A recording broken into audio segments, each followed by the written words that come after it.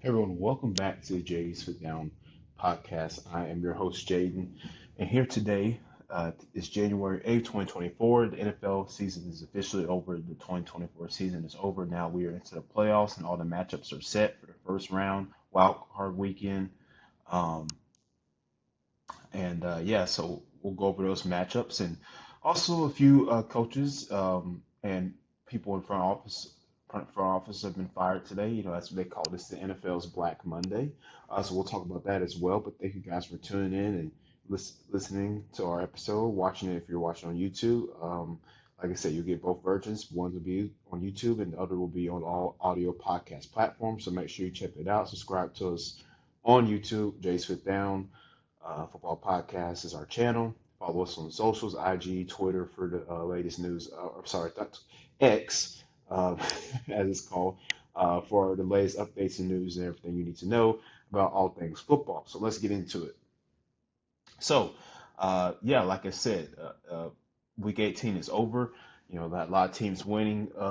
Yesterday, uh, solidifying their playoff spots. Tampa Bay won 9-0 over Carolina, so they have clinched the NFC South, which means they are in the playoffs. The Houston Texans won on Saturday, as well as the Pittsburgh Steelers. Both teams will be in the playoffs as a wild card team. And other than that, I mean, everybody else knows, the other seeds. We all know their top seeds: Detroit, Philly, um, the Cleveland Browns, the Ravens, the 49ers. We all know those top seeds are in the playoffs already. So most of those teams sat their starters out yesterday because there was no need, because they had already solidified their playoffs spots this year. So, um, but yeah, I mean, like I said, it was, this season went by so fast. It was very interesting to see all the different players that emerged. You had some very impressive rookies. I'll say that. I mean, Puka Nacua, he's been phenomenal this year as a rookie for the Rams. And I just think about like Cooper Cup and Puka Nacua, like Tyler Higbee. I mean, that the receiving core that they have. I mean, within the next couple of years, the Rams. I mean, if they could solidify some other spots on their team, that could be they can get back to where they were. A playoff team, possibly a Super Bowl team. I mean, Puka definitely is the future of that offense. Him and Cooper Cup, and you don't know how many years Stafford has left in him, but once they get their quarterback of the future, I mean, dang, that's going to be pretty exciting to watch. So yeah, but before we get into the playoff seeding, we'll talk about all the coaches that were fired. So for one, Arthur Smith for the Atlanta Falcons was fired at 12 midnight actually, but he was officially fired today by the Atlanta Falcons after three straight seasons of going 7-10, and the offense just being completely mediocre, and his questionable decision making as the offensive play caller. So Smith is out in Atlanta after three seasons as the head coach. His overall record coaching the Falcons was 21-30, and now he is no longer here. So uh, Arthur Blank made a statement about it yesterday. Rich McKay, president of the team, chairman, they're all Terry Fontenot. I'm sure they're all going to be speaking to the media as well today to officially talk about that, talk about the firing of Arthur Smith. So now Atlanta will begin its head coaching search for the, next time here, and a lot of interesting candidates out there. I want to see the Falcons look at. I definitely want them to go after Ben Johnson, who's offense coordinator for the Lions. I expect, he's going to have a lot of interest this offseason as being a head coach because what he's done for Detroit's offense has been phenomenal. He's a great play caller, knows how to use his weapons correctly, something that Atlanta's former head coach Arthur Smith has not been able to do. So you would expect a guy like him to come in and get guys like Kyle Pitts involved, get Drake London more involved, get them creative ways to get the football, but also, play the game fundamentally, in red zone offenses, decision making. You get down to the red zone, not doing jet sweeps and all these weird trick plays. Like, we got two great backs, 2,000-yard rushing backs. Give them the ball in the red zone and let them run it in. That's it's simple. Football is really not that hard. People make people think that football is not is hard. Listen, football is not complicated, guys. It really isn't complicated. I mean, it's all fundamentals. It's all fundamentals. It's very simple. I mean, once you you can't overcomplicate the game. And I think this has been a problem for a lot of teams, for the NFL and college, and even high school starting to creep into this range. They're trying to overcomplicate. They're trying to game plan and trying to analytics stuff, and you're trying to just um, out create and outplay call other coaches. That's what these coaches are doing, and you're making it harder on your own players when you do that, which is thereby confuses them, and that messes with the execution of the plays, and it prevents you from being successful as a team. So football really isn't that hard, once I mean, you got the talent, you got your pieces, you know what you want to do offensively, you know what you want to do defensively, you know what your identity is, you create that identity. Now you just have to go out there, execute it, and practice it, and perfect it, right? So that's pretty much it. Um, but yeah, like I said, Arthur Smith is out. The Washington Commanders have also fired their head coach, Ron Rivera. Ron Rivera has been the coach in Washington since the 2020 season. Had one playoff berth there, with Taylor Heineke as his quarterback. They went and played the Tampa Bay Buccaneers that season and lost. But since then, just been very mediocre with the Commanders as well. Been through a lot of quarterbacks, and so the team officially announced the firing of Rivera today. I expect Eric Bieniemy to possibly be considered for the head coaching opening. We don't know. We'll see. It should be interesting, but I'm sure he'll also express interest from other teams around the league as well. So, Panthers have also fired GM Scott Fitterer. Um, a lot of firings going on today, and I expect many more to follow after that. We already saw Brandon Staley fired earlier this year from the Chargers. So, it's going to be a lot of head coaching openings coming up this offseason, and should be an interesting thing to keep an eye on. But you just guys stay tuned for Jay's Fifth Down right here, and we'll keep you updated with everything you need to know about the head coaching searches, all the hirings, firings, everything you need to know about that. We will keep you updated about it. So, but moving on, switching gears here, we're now moving into the playoffs, right, guys? We are here. The playoffs are set. And the Browns and Texans will be matching up this weekend for our first playoff game. Um, so that should be really interesting as well.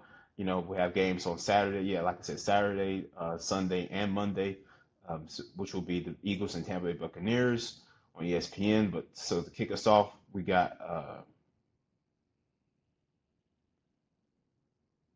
so to kick us off, like I said, we got the Browns and Texans on Saturday at 4:30, Dolphins and Chiefs on Saturday as well, and we got uh, Packers and Cowboys on Sunday, Rams and Lions on Sunday night football, and like I said, Eagles and Bucks already on Monday, and the Steelers and Bills on Sunday. So this will be very interesting. I can go ahead and tell you guys right now, like there's potential for upset for a lot of these games. Like I really am like I truly believe that a lot of these higher seeds can get upset in some of these matchups. For one, the Packers and Cowboys. The Packers are no pushover. They've started to figure themselves out towards the end of the season. Jordan Love is becoming more confident in what he can do to off. Matt LaFleur and that coaching staff is, you know, they're starting to put him in a good position to succeed at that position, giving him good play calls, and his receivers are stepping up and they're able to run the football. And when the Packers can run the football successfully, they are a dangerous team and they are a hard team to beat. So the Cowboys have to understand that when they play them at home. Now Dallas has been good at home this year for the most part. They have been undefeated at home, I believe. So, but we also what happened in the playoffs a couple years ago when the 49ers came to Dallas and they whooped the Cowboys. And Dak Prescott made a very stupid decision, as he usually does in these moments in that game. But so yeah, like I said, I mean, a lot of upset potential here this weekend. I mean, so I'll go ahead and give you guys my picks for this first round, these wild card matchups here. I got the Packers upsetting the Cowboys. I got um, I have the Rams upsetting the Lions, and I have the Eagles beating Tampa Bay. So all of these technically are upsets. The Eagles are at the fifth seed. The Buccaneers are the fourth seed. Um, so that's weird though. But anyway, yeah, I have so all my first I my first three games for the NFC I have as upsets this wild card round. Like I truly think that the Packers can go in and beat the Cowboys. I really believe they can. Like I think they can do it. So moving on to the AFC, you got the Browns and Texans. I believe Cleveland is going to win this game. As much as I would love to see the Texans win a playoff game, I just don't think they'll be able to do it. They will be at home, but that Browns defense is really good. They're stifling. They Joe Flacco. I mean, you know, we all know he is a quote playoff legend around here. So everybody knows Joe Flacco, right? But I just think Cleveland's experience and defense would just come into play over the Texans. But it was a great story, for the Texans to get to this point, and I picked them to get here.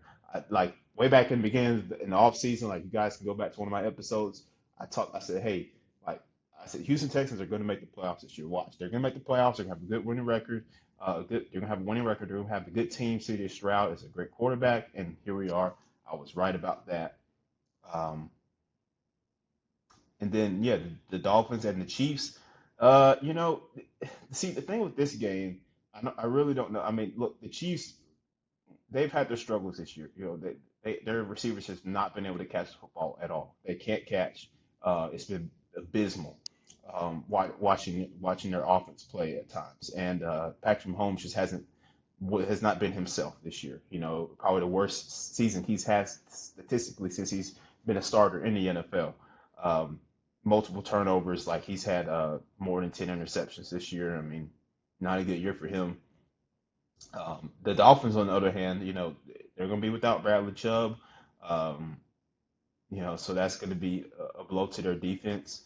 But you know, so they're gonna have to be able to generate pressure, and just be physical and continue to force the Chiefs receivers to, just contest every catch, and offensively, Tua's got to go up there and do his thing, get Tyreek Hill involved early, get your running game involved early with Mostert and Devon A. Chain as well. Get him the ball early and often. I'm sure Mike McDaniel will do that. So. Uh, I really don't know which way to lean this game because again, the Chiefs are at home, and you know, they do good at home in the playoffs, and so we might see a completely different team out there. We might not. We may see the same old Chiefs. Who knows? But you know, I am going to go with the safe bet and go with Kansas City though in this first round. Um, and then Steelers at Bills, got the Bills in this game. It won't be an easy game, but I got the Bills. So those are my predictions for the first wild card round here in the 2023 NFL playoffs, guys.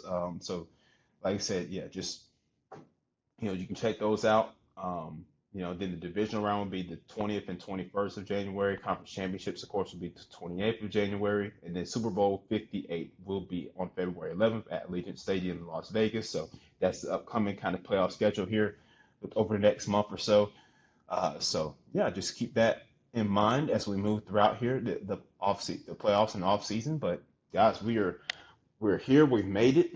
National championship is tonight for Washington, for college football. Washington and Michigan will be playing in Houston. So like I said, I already said I believe that this is going to be an interesting game. I think Washington's going to take this national championship. I hope they do. But it'll be great to see Michael Penix, to add to that resume of his. If he brings in a national championship, then that'll help bolster his NFL draft stock as well. He's already a highly touted quarterback, highly touted prospect in this upcoming year's draft. So that'll only add to his benefit. So we'll see what happens with that. But thank you guys for listening to the show, watching it. However you do, make sure you subscribe to our channel on YouTube. Follow us on all the socials, IG, X. We're also TikTok. And make sure you follow us on our on Spotify and Apple Podcasts, wherever you get your favorite podcasts. Where we are, Jay's Fifth Down, a football podcast. Again, I am your host, Jay Gay. And today, uh, that's our episode. So we'll see you guys next time.